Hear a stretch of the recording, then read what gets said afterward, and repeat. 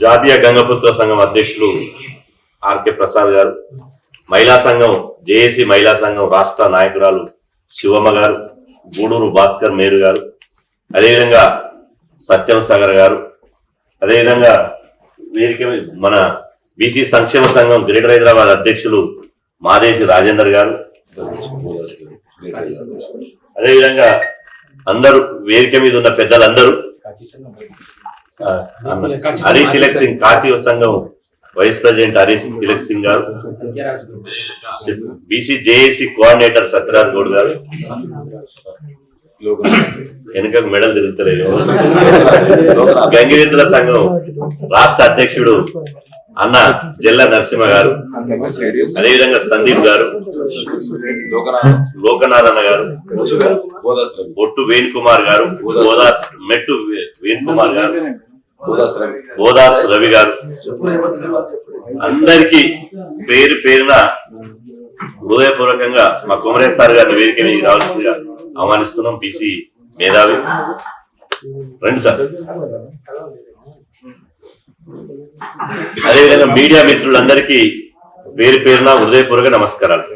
నేను ఎక్కువ మాట్లాడాను. ఈరోజు అద్భుతంగా మా జేఏసీ నాయకులు సబ్జెక్ట్ అంతా చాలా బ్రహ్మాండంగా మాట్లాడారు. వాళ్ళు మాట్లాడినటువంటి సబ్జెక్టు దయచేసి కవర్ చేయవలసిందిగా మీకు అందరికి విజ్ఞప్తి చేస్తున్నాం.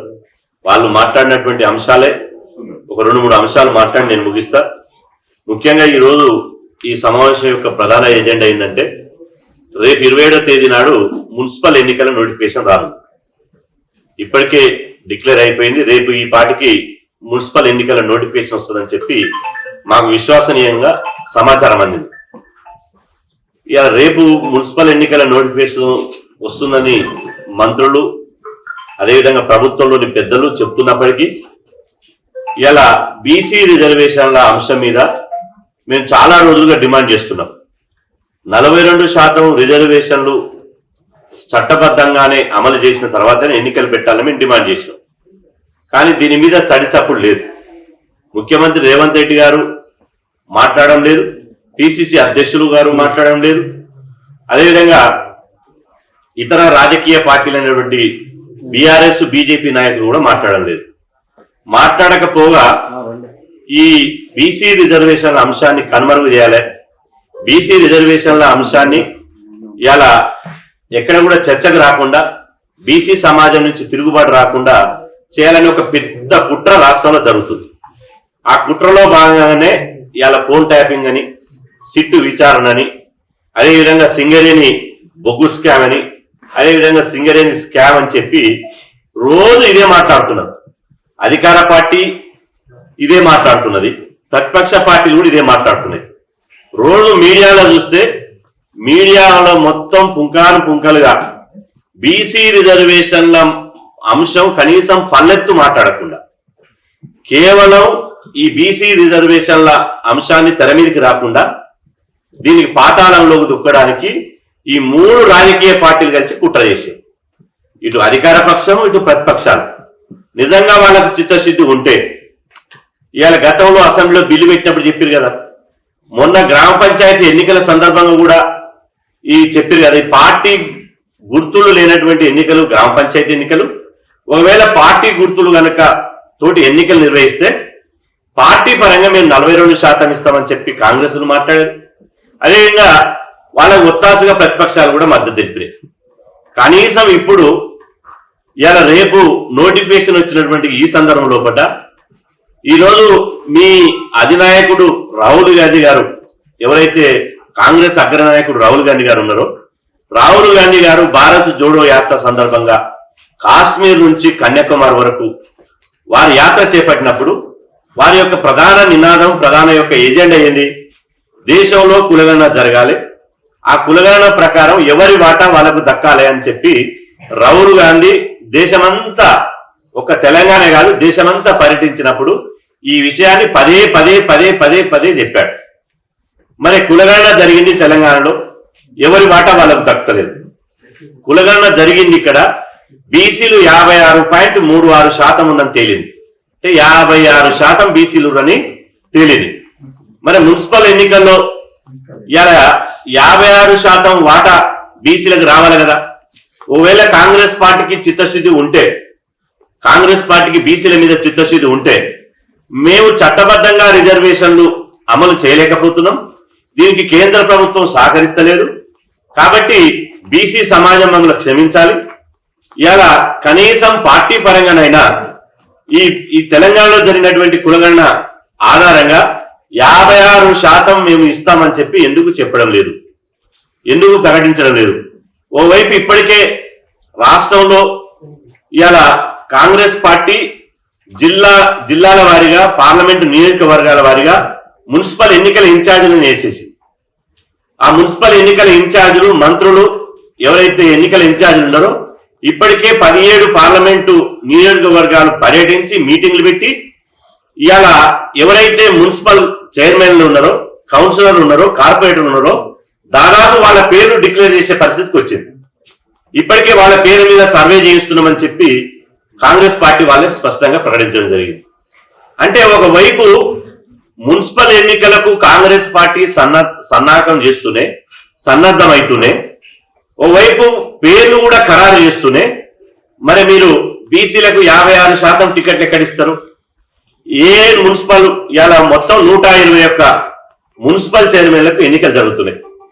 బీసీలకు 56% కనుక పార్టీ పరంగా మీరు ఇవ్వదలుచుకుంటే 65 మున్సిపల్ చైర్మన్లు బీసీలకు ఇవ్వాలి. అదేవిధంగా 1150 పైగా కౌన్సిలర్లు, కార్పొరేటర్లు బీసీలకు దక్కాలి. జనాభా ప్రకారంగా మీ అధినాయకుడు రాహుల్ గాంధీ గారు చెప్పినట్టు మీరు ఒకవేళ కాంగ్రెస్ పార్టీ తరఫున ఇస్తే ఇలా బీసీలకు అవి దక్కాలి. కానీ కనీసం పార్టీ పరంగానైనా ఎందుకు ఇస్తంటలేరు అంటే మీరు ఇన్ని రోజులు మీరు 42% ఇస్తామన్నటువంటి మాటలు నీటి ముట్టలేనా? మీరు చెప్పింది బీసీలను మభ్యపెట్టడానికేనా? బీసీలను డోకా చేయడానికేనా? బీసీలను మరొకసారి దగా చేయడానికేనా? అంటే బీసీల పైన మీ చిత్తశుద్ధి ఏది? మీ కమిట్మెంట్ ఏది? ఇవాళ మేము సూటిగా ప్రశ్నిస్తున్నాం. రాహుల్ గాంధీ గారి మాటకు తెలంగాణ రాష్ట్రంలో విలువ లేదా అని అడుగుతున్నాం. మీ అధినాయకుడు నోరు తెరిస్తే ఇంతకుముందు మా శేఖర్ సాగర్ అని అన్నట్టు ఇలా రాహుల్ గాంధీ గారి మాటే మాకు శిలాశాసనం అన్నారు. మీరు శిలాశాసనం అయినప్పుడు రాహుల్ గాంధీ గారు ఎవరి వాటా వాళ్లకు దక్కాలే, కులగణన ప్రకారం ఎవరి వాటా వాళ్ళకు దక్కాలన్నాడు కదా. మరి మీ రాహుల్ గాంధీ గారు ఇచ్చినటువంటి మాట ప్రకారం ఎవరి వాటా వాళ్లకు దక్కడానికి కాంగ్రెస్ పార్టీ ఎందుకు స్పష్టంగా ప్రకటించడం లేదు? దీనికి సమాధానం చెప్పాలి. రాహుల్ గాంధీ గారు మీరు ఒక మాట ఇచ్చారు, మీ మాట ఇంప్లిమెంటేషన్ అయితేనే కదా దేశమంతా చూసేది. మీ మాటకు విశ్వసనీయత ఉంటేనే కదా దేశమంతా రేపు భవిష్యత్తులో మిమ్మల్ని నమ్మేది. ఇవాళ మీరు అధికారంలో ఉన్నటువంటి తెలంగాణలో మీరు ఇచ్చిన మాట అమలు కాకపోతే, కులగణన జరిగి బీసీ రిజర్వేషన్లు, బీసీ మున్సిపల్లో బీసీల టికెట్లు జనాభా ప్రకారం ఇవ్వకపోతే, ఇవాళ ఒక తెలంగాణలో ఒక సామెత ఉంది, ఊటిలో రాయి తీయనోడు ఏట్లో రాయి తీస్తారని. అలా పల్లెంలో చిన్న రాయి పడితే తీయలేనోడు ఏట్లకు పోయి, ఏట్ల ఏరు అంటే తెలుసు కదా, ఆ ఏరులో పోయి ఏట్ల పోయి నేను రాయి తీస్తానట.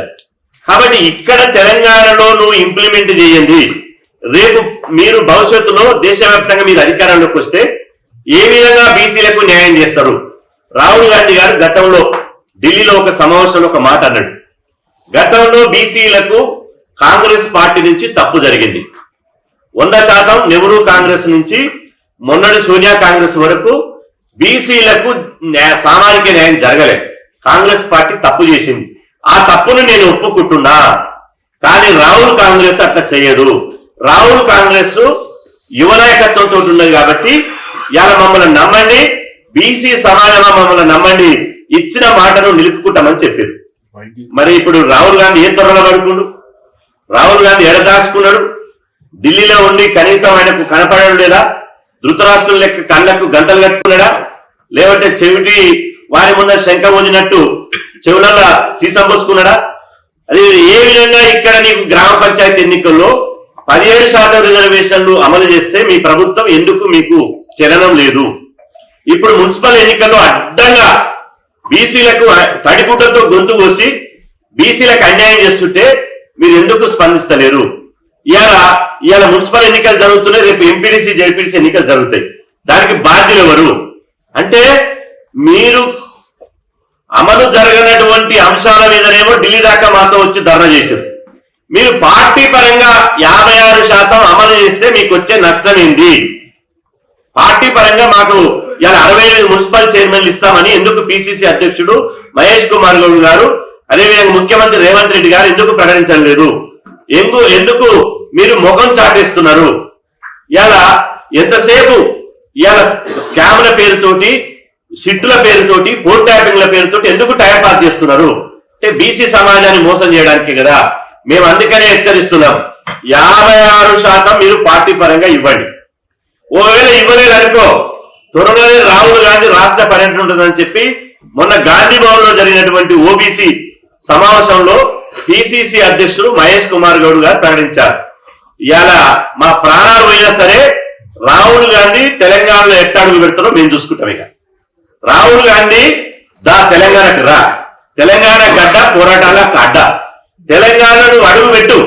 ఇవాళ నువ్వు ఇచ్చిన మాట ఇక్కడ అమలు జరగట్లేదు.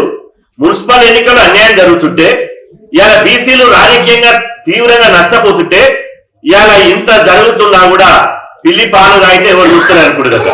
ఇవాళ మీ కాంగ్రెస్ ప్రభుత్వం ఇంత అన్యాయం చేస్తుంటే రాహుల్ గాంధీ గారు ఎందుకు మౌనంగా ఉన్నాడు? కాబట్టి మేము ఖచ్చితంగా రాహుల్ గాంధీ గారి పర్యటనను 100% అడ్డుకొని తీరుతాం. రాహుల్ గాంధీ గారిని తెలంగాణ రాష్ట్రంలో అడుగు పెట్టనీయం. రాహుల్ గాంధీ గారు మీకు తెలంగాణ ఉద్యమంలో, మీకు తెలంగాణ ఉద్యమ రుచి ఏందో, తెలంగాణ ఉద్యమ సెగేందో చూపించినాం. అట్టనే ఇప్పుడు బీసీ ఉద్యమ సెగేందో, బీసీల యొక్క సత్తా ఏందో రాహుల్ గాంధీకి చూపిస్తాం. మీరు ఇవాళ ఇచ్చిన మాటని విస్మరించి గుట్టదాకా చేసి బీసీలను మోసం చేస్తున్నారు. కాబట్టి ఖచ్చితంగా మీకు బుద్ధి చెప్పడానికి, ఈ కాంగ్రెస్ పార్టీకి, కాంగ్రెస్ అధిష్టానానికి బుద్ధి చెప్పడానికి మేము సిద్ధంగా ఉన్నాం. ఇక బీజేపీ, బీఆర్ఎస్ అయితే సిగ్గు ఎగ్గు లేని పార్టీ. బీజేపీ అయితే ఇవాళ ఎప్పుడు ఎన్నికలు పోదాం, ఎప్పుడు బీసీలను మోసం చేద్దాం, ఎప్పుడు బీసీలను అణచివేద్దామని తాతాలాడుతుంది. ఇలా రేవంత్ రెడ్డి గారు మున్సిపల్ ఎన్నికలు అనగానే మేము సర్వం సిద్ధమని ఇలా బీజేపీ అంటున్నారు. అదేవిధంగా బీఆర్ఎస్ పార్టీ కూడా ఇలా ఎన్నికల ఇన్ఛార్జ్ కూడా 121 మున్సిపాలిటీలకు ఎన్నికల ఇన్ఛార్జ్ కూడా ప్రకటించింది. ఇలా నేను అంటున్నా, అడగాల్సినటువంటి మీరు ప్రభుత్వాన్ని వంగబెట్టి బండబెట్టి ప్రభుత్వం మీద యుద్ధం చేయాల్సినటువంటి ప్రతిపక్ష పార్టీలకు ఏమైంది? వాళ్ళ నోర్లకు పక్షపాతం వచ్చిందా? ఈ ప్రతిపక్ష పార్టీల నోర్లకు పక్షపాతం వచ్చిందా? లేకపోతే మీ నోర్లు ఏమైనా మూతపడ్డాయా? మీ నోర్లకి ఏమైంది? మీరు ఎందుకు ఈ 60% ఉన్నటువంటి బీసీ సమాజం పక్షాన ఇలా రాష్ట్ర ప్రభుత్వం మీద స్పందించడం లేదు? ఇలా మీరు వాళ్ళు తానే అంటే, అధికార పక్షం తానే అంటే మీరు తందానే అంటున్నారు. బీసీ రిజర్వేషన్ల విషయంలో ముగ్గురు తోడు దొంగలుగా ఎందుకు తయారయ్యారు? మిమ్ములని వచ్చే ఎన్నికల్లో ఖచ్చితంగా బీసీ సమాజం బుద్ధి చెప్పడానికి సిద్ధంగా ఉంటుంది. అది కాసుకోండి. అగ్రకుల రాజకీయ పార్టీలాగా మీరు కాసుకోండి. మిమ్మల్ని తెలంగాణ రాష్ట్రంలో బీసీలు రాజకీయ సమాధి చేయకపోతే మమ్మల్ని అడగండి. మిమ్మల్ని బీసీలందరూ తొక్కి నారదీసి ఓటు అనే చైతన్యంతో మిమ్మల్ని వచ్చే ఎన్నికలతోటి బొందబెట్టకపోతే 2 కిలోమీటర్ల రోడ్డున మిమ్మల్ని అగ్రకుల రాజకీయ పార్టీలను బీసీ ద్రోహులుగా ప్రకటించి ఓటు అనే ఆయుధంతో బొందబెట్టకపోతే ఇవాళ ఖచ్చితంగా ఇవాళ బీసీ సమాజం ఎట్టి పరిస్థితుల్లో విశ్రాంతి తీసుకోదు. కాబట్టి మేము చివరిగా చెప్తున్నాం, ఈ దొంగ నాటకాలు ఆపండి. మీ రాజకీయ డ్రామాలను కట్టిపెట్టండి. ఈ డైవర్షన్ పాలిటిక్స్ బంద్ చేయండి. ఇప్పుడు మున్సిపల్ ఎన్నికల మీద, బీసీ రిజర్వేషన్ల మీద 100% 3 పార్టీలు కలిసి డైవర్స్ పాలసీ చేస్తారు. మీరు చూడండి, మున్సిపల్ ఎన్నికల తర్వాత సిట్టు ఉండదు, పొట్టు ఉండదు. మున్సిపల్ ఎన్నికల తర్వాత ఫోన్ ట్యాపింగ్ ఉండదు, ఏది ఉండదు. ఇవాళ ఆర్ఎస్ ప్రవీణ్ కుమార్ గారు అడిషనల్ డీజీగా చేసినటువంటి ఒక ఐపీఎస్ అధికారి మాట్లాడుతున్నారు ఫోన్ ట్యాపింగ్ అనేది సర్వసాధారణమని. అదేవిధంగా అందులో ఉన్నటువంటి ఆఫీసర్లు మాట్లాడుతున్నారు ఏ ప్రభుత్వమైనా ఫోన్ ట్యాపింగ్ చేయవలసిందని. అదేవిధంగా ఇలా ఫోన్ ట్యాపింగ్ సర్వసాధారణం అని మీరే మాట్లాడతారు. ఇలా ఒకరికోరు మేము గిచ్చినట్టు చేస్తాం, మీరు ఏడ్చినట్టు చేయండి. మేము గిచ్చినట్టు చేస్తాం, మీరు ఏడ్చినట్టు చేయండి. ప్రభుత్వం గిచ్చినట్టు చేస్తుంది, బీఆర్ఎస్ ఏడ్చినట్టు చేస్తుంది. ఇక మధ్యాహ్నం బీజేపీ మంత్రసారి పాత్ర పోషిస్తుంది. ఇక బండి సంజయ్ అన్న, రామచంద్రరావు గారు, కిషన్ రెడ్డి గారు దమ్ముంటే కేటీఆర్ అరెస్ట్ చేయి, వాళ్ళు అరెస్ట్ చేయరు. టీవీ సీరియల్ లెక్క నడుస్తుంది వీళ్ళ వ్యవహారం. అంటే వీళ్ళది పొలిటికల్ డ్రామా, ఈ పెద్ద డ్రామా నడుస్తుంది. ఎందుకంటే డైవర్షన్ పాలిటిక్స్ లో భాగంగా బీసీ రిజర్వేషన్ల అంశాన్ని డైవర్షన్ చేయడానికి, ఈ బీసీ సమాజాన్ని తప్పులో పట్టించడానికి ఈ యొక్క డ్రామాకు తెరలేపిర్రు. మీ డ్రామాలన్నీ మేము గమనిస్తున్నాం, బీసీ సమాజం గమనిస్తుంది. ఎన్నో రోజులు మీ డ్రామాలు నడవేగా మీ యొక్క మోసాన్ని, మీ యొక్క నైజాన్ని, మీ బీసీ వ్యతిరేక డిఎన్ఏని బీసీ సమాజం గమనిస్తుంది. మిమ్మల్ని తప్పించుకోలేరు. 17% తగ్గిస్తే సర్పంచ్ ఎన్నికలు ఏం చేసినాం? ఓటు అనే ఆయుధంతో 51% బీసీ సర్పంచ్ గెలుచుకున్నాం. కాబట్టి ఇప్పుడు కూడా మేమేమంటున్నాం, ఒక మెట్టు దిగినాం. మేము బీసీ జేఏసీ నుంచి ప్రభుత్వాన్ని డిమాండ్ చేయడంలో ఒక మెట్టు దిగినాం. సరే, ఇంతకుముందు ఇప్పుడు ఏమైంది? మార్పు రావాలి, కాంగ్రెస్ రావాలన్నారు. ఒక నియంత పోవాలి, బీసీలకు అన్యాయం చేసిండు కాబట్టి ఒక గజ దొంగ పోయిండు, ఇంకొక జేబు దొంగ మిగిలిండు. సరే, ఈ ఇద్దరు దొంగలే, గజ దొంగ పోయిండు, జేబు దొంగ ఉన్నాడు. ఆల్టర్నేట్ గా సరే ఈ జేబు దొంగ ఆ గజ దొంగ కంటే చిన్న దొంగ కదా అని చెప్పి ఈ జేబు దొంగలకు బీసీలంతా ఓట్లేసారు. ఇప్పుడు జేబు దొంగ కత్తెర పట్టుకొని జేబులు కత్తిరించే కాడ ఉన్నాడు. కానీ మీ ఎన్నో రోజులు మీ ఆటలు సాగలేదు. మీరు కనుక ఇదే బీసీ వ్యతిరేక వైఖరితో పోతే మీకు శంకరగిరి మాన్యాలు పట్టించక తప్పదు. మీరు రాసుకోండి. మీరేమనుకుంటారంటే అధికారంతో వాపు చూసి బల్బు అనుకుంటారు. మీ బల్బుని దించడానికి బీసీ సమాజం సిద్ధంగా ఉన్నది. కాబట్టి మీరు రాహుల్ గాంధీ రాష్ట్రంలో అడుగు పెట్టాలంటే పార్టీ పరంగా నేను ఎంతలో చెప్పిన ఒక మెట్టు దిగి పార్టీ పరంగానైనా 56% టికెట్లు ఇవ్వండి. 56% అంటే 65 మున్సిపల్ చైర్మన్లు, 1150 కౌన్సిలర్లు, కార్పొరేటర్లు బీసీలకు ఇవ్వండి. మీరు ఇచ్చి ప్రతిపక్ష పార్టీలకు కాంగ్రెస్ పార్టీ ఆదర్శంగా ఉండండి. మీరు ఇవ్వగానే ప్రతిపక్ష పార్టీలు కూడా ముందుకు వస్తాయి. ఇంతకుముందు 42% రిజర్వేషన్ అప్పుడు ఎక్కడెక్కడ బీసీలు ఉన్నారో, ఎక్కడెక్కడ పోటీ చేస్తున్నారో అక్కడ బీసీలంతా నిలబడడానికి బీఫామ్లు ఇవ్వండి. ఈ ఎన్నికలు, మున్సిపల్ ఎన్నికలు పార్టీ గుర్తుతో జరిగే ఎన్నికలు, పార్టీ గుర్తుతో జరిగే ఎన్నికలు కాబట్టి మీరు బీఫామ్లు ఇస్తారు. బీఫాములు బీసీలకు ఇవ్వండి. మర్యాదగా చెప్తున్నాం. బీఫాములు 56% 3 రాజకీయ పార్టీలు బీసీలకు ఇవ్వండి. బీఫాములు ఇవ్వకపోతే మిమ్మల్ని తెలంగాణ గడ్డ మీద రాజకీయంగా బీసీ సమాజం పార్టీ పెడతాదని చెప్పి హెచ్చరిస్తున్నాం.